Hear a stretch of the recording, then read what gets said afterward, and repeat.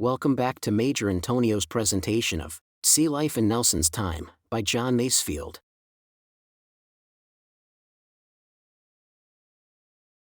Chapter 7. At the first sight of a suspicious ship, all hands were called, and the drummer of the Marines beat to quarters. The roll to quarters was short, quick, and determined, being the tune of the song Hearts of Oak. Directly the drumming ceased, the sailors sprang to their tasks. They knew their posts and the work allotted to them. The ship was cleared quickly and quietly, each man of the hundreds aboard going at once to his place to fit it for battle. The carpenter with his mates and a number of allotted assistants repaired aft to the officers' cabins to unship the wooden bulkheads. The light wooden screens were easily knocked from their grooves and hurried down into the hold. The captain's furniture, generally no more than a table, settee, and a few chairs, was handed down to the same place and secured by a rope or two. If the ship had to be cleared in a hurry, these things were tossed overboard. The French seemed to have left them standing, trusting to fortune to keep the splinters from doing any hurt. Men from each mess went to the lower deck to the berth to clear away the crockery, kit bags, sea chests, etc., and to run them down out of the way into the wings. The topmen securely stopped the topsail sheets, rove preventer lifts, slung their lower yards with chain, prepared their muskets, swivel guns, pistols, and hand grenades, and got up a few coils of rope and some spare blocks ready for emergencies. If it were dark, or likely to be dark before the fight had been brought to a conclusion, the purser issued purser's glims in heavy battle lanterns, one of which was secured to the ship's side by each gun. As the lanterns were liable to be shaken from their places by the concussion of the firing, they were secured very tightly. They gave little light, but by the help of the moon, if any shone, and by instinct and the knowledge of what was to be done, the sailors managed very well. Few actions were fought in the dark, as the risk was too great. It was always well to have a good look at the enemy before engaging. The hammocks, which ran all round the upper or spar deck, made a good protection to the men engaged upon the gangways. Before going into action, a number of hammocks were taken from the nettings and lashed to the lower rigging over the deadeyes and lanyards. A few hammocks were sometimes whipped into the tops to protect the topmast rigging in the same way. Strong rope nettings were hung over the upper deck under the masts to catch any wreck or men falling from above. Some buckets of water were sent aloft and poured over the sails. Sometimes the engine was rigged and placed upon the poop so that the hose played upon the courses. The booms and boats were liberally drenched. The buckets hanging on the quarter-deck were filled, and fire hoses were laid along each deck. Buckets of water were placed in the chains and head. The pumps were rigged in case the ship started a leak. Wet swabs were laid by all the hatchways, ready for use. A bucket of fresh water, a tub of salt water, and a swab were placed behind each gun for the refreshment of the men and in case of fire. Wet sand was sprinkled over every deck to make the planking moist so as to lessen the risk of fire and to give surety to the footing of the men. The match tubs were half filled with water. Wet canvas cloths were rolled along the orlop to the mouths of the magazines. Wet freeze screens were then nailed round the magazine hatches so that no spark could possibly penetrate to them. Wetted blankets were hung round each hatchway. While the appointed men were doing these things, the captains of the guns went to the gunners' storerooms to get their cartouche boxes, or square leather cases, filled with the powder tubes or quills, for insertion in the touch holes of the guns. They also received the flinted gun locks with which to fire the guns. The men told off to the cannon, cast their guns loose from their lashings, struck their ports open, cleared away the side tackles, preventer tackles, and breechings, took out the tompions, cast off the leaden aprons, made ready the crows and handspikes, and laid the sponge ready for use. They got the cheeses of wads ready and placed garlands or rope rings containing round shot between the guns. Those of the guns' crews who were told off as boarders put a couple of loaded pistols and a ship's cutlass in their belts. The gun captains hung up their powder horns, full of priming powder, above their pieces, and stuck their priming irons into their belts ready for use. The powder boys brought up their salt boxes, full of cartridges for the first broadsides.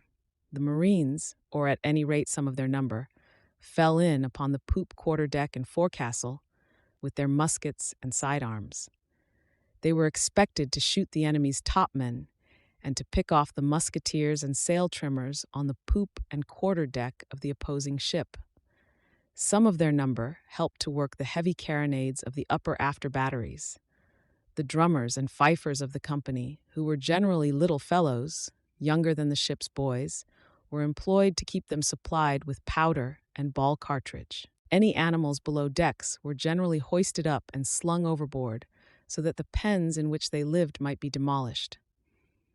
Hen coops generally went over the side in the same way. If they were stowed in the boats on the booms, they were allowed to remain. We read of a cock which was liberated by a round shot in time to cheer the ship's company by crowing from the stump of a mast. If there were pigs in the manger, which was a very powerful barricade, little likely to be destroyed, they were suffered to stay there. It took but a few minutes to clear a ship for action. The guns were cast loose, the lumber cleared away, yards slung, sheets stopped, and the galley fire extinguished in much less time than a landsman would think possible. As soon as the men had taken their places, the lieutenants walked round the gun decks to see that all was ready, at the same time giving orders that the guns should be loaded and run out. All this work was done silently. There was no singing out or loud talking. Down below the gun decks, the gunner was busy in his magazines, handing out cartridges to the powder boys, who put them in the wooden or leathern cases and carried them to the guns. His mates were kept employed filling fresh cartridges to replace those discharged. The surgeon, with his assistants, prepared the cockpit for the wounded, making ready a number of tourniquets and pledgets for first intentions. A number of tourniquets were distributed about the gun decks for use by the men who carried down the wounded. As a final preparation, the ship's hatches were tripped up so that the men could not run below to the security of the orlop deck. The small fore and after hatches were left standing to allow the powder boys and messengers to pass down. They were, however, guarded by Marines who had orders to allow no one save powder boys and midshipmen to go down by them. Those hatches which led from the gun deck to the orlop were guarded by midshipmen with pistols, who had orders to shoot any man trying to escape his duty. To prevent anyone from trying to impose upon these hatchway sentries, it was the rule that all powder boys going for powder should display their cartridge cases as they reached the ladder. The gunner, also, had orders to refuse to give powder to anyone without a proper case. When all was ready, the lieutenant, and sometimes the captain, made the tour of the decks to cheer the men and to give their final orders. At the same time, the carpenter and his mates took up their stations on the orlop deck and in the hold, with their shot plugs ready for immediate insertion. Many of the sailors delighted in battle, not because they were fond of fighting, but because discipline was relaxed during the fight, and in spite of the extra duty for a day or two afterwards, and because a victory meant prize money and a jolly time in port. A fight broke the monotony of a cruise. It made the officers rather more humane in their treatment. Lastly, it was exciting in itself. It was, however, less popular among the men than among the officers. If an officer was badly hurt, he got promotion and half pay. If a man was maimed, he had nothing but Greenwich Hospital to look for. If he could not get into the hospital, he was free to starve, saying with Goldsmith's sailor that those who got both legs shot off, and a consequent pension, were born with golden spoons in their mouths. Nevertheless, they always went into action cheerily.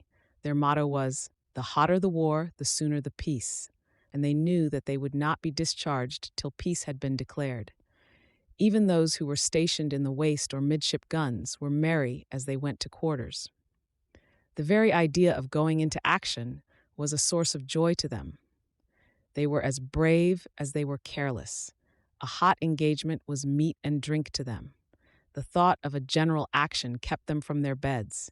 It was their custom when going into action to strip to the waist. They took their black silk handkerchiefs and bound them very tightly round their heads over their ears, so that the roar of the guns might not deafen them for life. It was remarked that men going into action always wore a sullen frown. however merry they were in their talk. Before the firing began, they used to settle among themselves what amount of prize money they would win, and how they would spend it. They also made their wills, not in writing, but verbally. If they get me, Jack, you can have my kit. Tom, you can have my trousers to buy you a mourning ring, etc., always merrily, as though the prospect of death was very remote. They would also whisper to each other, as they came down to the enemy, as to her strength, size, and appearance, guessing her nationality, length of absence from home, etc., from the cut and shape of her masts and sails and the color of the bunt patches in her topsails. It is not known how a gun deck looked during the heat of an engagement, for those who saw most of the fighting have left us but a poor account of their experiences. We may take Smollett's word for it, that it was a most infernal scene of slaughter, fire, smoke, and uproar. We can imagine 15 or 16 cannon in a row, all thundering and recoiling and flashing fire. On the other side of the ship, a similar row, nearly certain to be thundering and flashing fire, if the action were general instead of a duel between ships. Up above, immediately overhead, not more than a foot from one's hat crown, was a similar double row of cannon, with heavy carriages which banged and leaped at each recoil. Up above those, perhaps if the ship were a first or second rate, was yet another gun deck, with its thundering great guns and banging gun trucks. And above that, as a sort of pendant, was the upper battery of carronades, making a terrible roaring at each shot, and marines firing their muskets, and topmen firing their swivels, and blocks and spars and heavy ropes coming down from aloft with a clatter. And every now and again, if not every minute, the awful ear-splitting crash, like the smashing of a door with crowbars as a shot struck home and sent the splinters scattering. Then continually, the peculiar hissing and screaming of the passing round shot made a lighter music, like the tearing of sails, to the base of the cannon. One heard, too, the yells of perhaps 500 or 600 men, as they tugged at the tackling, or hove the guns round with the handspikes. Then there were wounded men screaming, and port lids coming down with a bang, and perhaps a gun bursting or thudding clean out of its carriage as a shot struck a trunnion, and every now and then a horrible noise, as a ball exploded a cartridge on the deck. So much for the racket. The noise was the clearest impression one could gather. One could see little enough when once the firing had begun. A large ship, fighting only one broadside at a time, burned from 500 to 1,100 pounds of powder every minute, according to the heat of the battle and the distance of the target. It was black powder, and the decks were black with smoke after the first broadside, if they were engaging to windward, for the smoke blew back at the ports and poured up the hatches like the reek of factory chimneys. In the murk and stench, one might see the flash from the spouting touch-holes as the huff leaped out to burn a hole in the beams above. One could mark the little light of the slow matches at those guns where the flints of the locks had broken. One could see a sailor's face in the glow as he blew at the red end to clear away the ashes. The least pleasant part of a ship of war in action was the waist or midship part, near the main rigging. It was the custom in these sea engagements to converge a broadside fire upon some central point in the opposing ship's side. The men stationed in the waist or main battery always suffered more in proportion than the men at the after or forward guns. That part of a ship's lower deck, between the fore and after hatchways, was known as the slaughterhouse, on account of the massacre which generally took place at that part. In the midst of the fury and confusion, with the ship shaking like a tautened rope from the concussion, and the blood flowing like bilge water, there was yet a certain order and human purpose. The lieutenants walked to and fro about the batteries, regulating the fire and keeping the men to their guns. The powder boys skipped here and there on their errands for powder. The half-dozen men told off for cockpit duty came and went with the wounded, or paused at the gun ports to heave a dead or dying man overboard, with no other ceremony than shoving him through the port. Now and then some men left their guns and ran on deck to do any sail trimming which might be necessary. Others broke away to bring up shot from the hold. If the ship carried any women or sailors' wives, they, too, were employed about the deck in carrying water or powder. The master-at-arms went his rounds slowly, passing from deck to deck, asking for complaints, and noting how things were going. He had to make a note of the losses at the guns, of the expenditure of powder, and of the shot holes between wind and water. His visits were godsends to the men working below the gun deck in the magazines. The work there was mechanical, not feverish like the work of the men at the guns. They had time to think and found the situation not one of danger, but most wounding to the feelings and trying to the patience. One of the gunners' crew of HMS Goliah, a 74-gun ship engaged at the Battle of St. Vincent, has told us that I was stationed in the after magazine serving powder from the screen and could see nothing, but I could feel every shot that struck the Goliah, and the cries and groans of the wounded were most distressing, as there was only the thickness of the blankets of the screen between me and them. Busy as I was, the time hung upon me with a dreary weight. Not a soul spoke to me but the master-at-arms, as he went his rounds to inquire if all was safe. No sick person ever longed more for his physician than I for the voice of the master-at-arms. I would, if I had had my choice, have been on the deck. There I would have seen what was passing, and the time would not have hung so heavy. If, during the engagement, the ships came grinding together, with a crash which knocked the lower deck ports in, the matter was settled by boarding. The 2 or 3 men of each gun's crew who were told off as boarders were then called away. They dropped their gun tackles, drew their cutlasses and pistols, and skipped up on deck into the enemy's rigging and down onto her decks to carry her by hand-to-hand fighting. More generally, the action was determined by superior gunnery. The ship which lost her rudder or her foremast, or caught fire either aloft or below, was the one to strike. If one of the combatants became unmanageable, her opponent took up a position on her bow or quarter and raked her into submission at a safe distance. When a ship struck, a boat was sent to take possession of her. Her officers were sent to board the captor as the guests of the wardroom and cabin. The men were hunted down into the hold under a guard of Marines. If they showed signs of rising, or if they were too numerous for safety, they were put in irons. In extreme cases, they were battened down below, with cannon, loaded with grape, pointing down the hatchways at them. We quote part of the account of a boy who fought in one of the hottest of our frigate actions. The action belongs to a period half a dozen years after that of Trafalgar, but nevertheless, as the author says, it will reveal the horrors of war and show at what a fearful price a victory is won or lost. The whole scene grew indescribably confused and horrible. I was busily supplying my gun with powder when I saw blood suddenly fly from the arm of a man stationed at our gun. I saw nothing strike him. The effect alone was visible. The third lieutenant tied his handkerchief round the wounded arm and sent the groaning wretch below to the surgeon. The cries of the wounded rang through all parts of the ship. Those more fortunate men who were killed outright were immediately thrown overboard.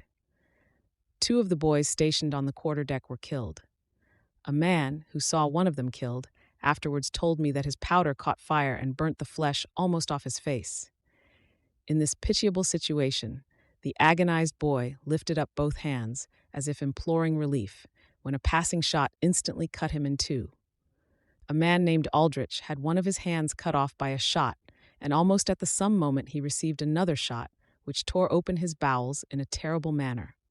As he fell, 2 or 3 men caught him in their arms, and as he could not live, threw him overboard. Our men kept cheering with all their might. I cheered with them, though I confess I scarcely knew for what. Certainly there was nothing very inspiriting in the aspect of things where I was stationed. Not only had we several boys and men killed and wounded, but several of the guns were disabled. The one I belonged to had a piece of the muzzle knocked out. The brave boatswain, who came from the sick bay to the din of battle, was fastening a stopper on a backstay, which had been shot away, when his head was smashed to pieces by a cannonball. Another man, going to complete the unfinished task, was also struck down. A fellow named John, who for some petty offense had been sent on board as a punishment, was carried past me wounded. I distinctly heard the large blood drops fall pat, pat, pat on the deck. Even a poor goat kept by the officers for her milk did not escape the general carnage, Her hind legs were shot off, and poor Nan was thrown overboard. Such was the terrible scene amid which we kept on our shouting and firing. I felt pretty much as I suppose everyone does at such a time. We all appeared cheerful, but I know that many a serious thought ran through my mind. I thought a great deal of the other world. But being without any particular knowledge of religious truth, I satisfied myself by repeating again and again the Lord's Prayer. The poor little boy was barely 14 years old. After an action, a supply of vinegar was heated for the sprinkling of the ship, to drive away the smell of blood from decks and beams. The last of the dead were thrown overboard. The wounded were made as comfortable as the circumstance allowed, and as many men as could be spared were sent on deck to knot and splice the rigging. Before the repairs were begun, the cannon were secured, and a gill of rum served out to every man and boy. Then the heaviest work of the action began. It is after the action the disagreeable part commences. There was then no excitement to support the worker. The tired men had to turn to with a will, to unbend sails and bend new ones, to send up new spars or new yards, to reeve new running rigging, and set up new stays and shrouds. For days they have no remission of their toil, repairing the rigging and other parts injured in the action. The work of a prize crew, in charge of a prize, was especially arduous, for they were generally a mere handful of men, barely sufficient to sail the vessel, let alone to repair her. A prize crew were sometimes too busy to clean the prize's decks. The Chesapeake came into Halifax 6 days after her capture by the Shannon, with her decks still horrible with blood, and with human fingers sticking in her sides, as though they had been thrust through from without. In any case, a ship which had been in a hot engagement needed to be cleansed in every part with vinegar and disinfected with brimstone before the shambles smell was removed from her.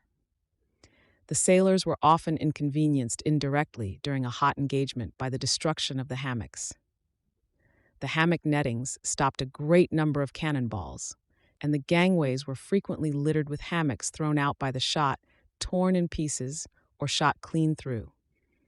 As a 32-pound round shot made a very big hole in a purser's blanket, and as the sailors paid for their own bedding, this was a real hardship.